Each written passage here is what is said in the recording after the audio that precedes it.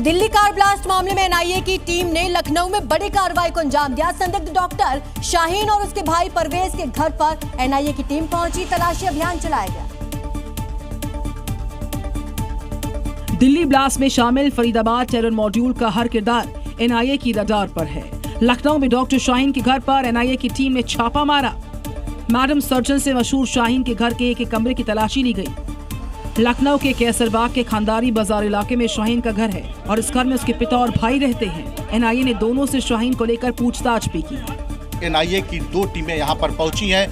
Doctor Shaheen के पिता और भाई से पूछताछ की जा रही है। आपको बता दें तो इस पूरे प्रकरण में डॉक्टर शाहीन का भाई डॉक्टर परवेज पहले ही हिरासत में लिया जा चुका है। इसके अलावा एक और भाई है जिसका नाम सैयद है, वो इस वक्त घर में मौजूद है और उसके पिता मौजूद है। इन दोनों से एनआईए की टीम पूछताछ कर रही है, जिसके बाद से पूरे घर में सर्च ऑपरेशन चला।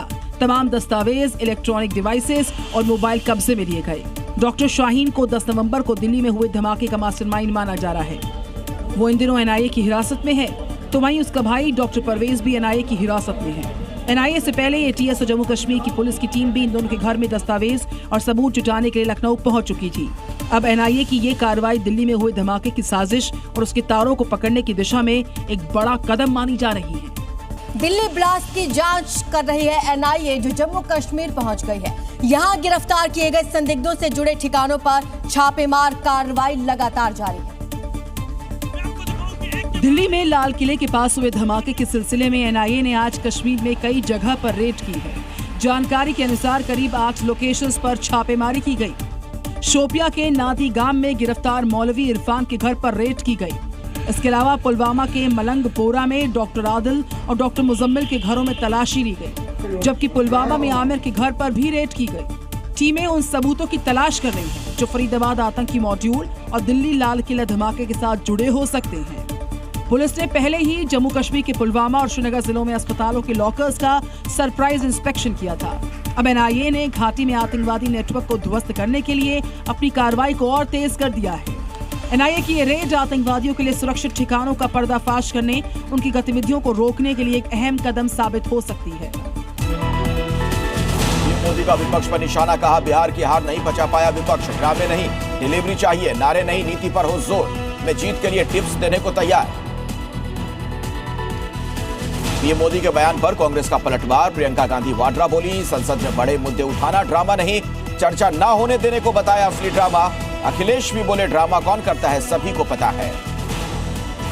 संसद के शीतकालीन सत्र की शुरुआत। लोकसभा में एसआईआर पर चर्चा की मांग को लेकर विपक्ष का हंगामा। प्रधानमंत्री मोदी ने राज्यसभा पहुंचकर सभापति सीपी राधाकृष्णन को बधाई दी। 19 सितंबर तक चलने वाले सत्र में 13 बिल पेश करेगी सरकार।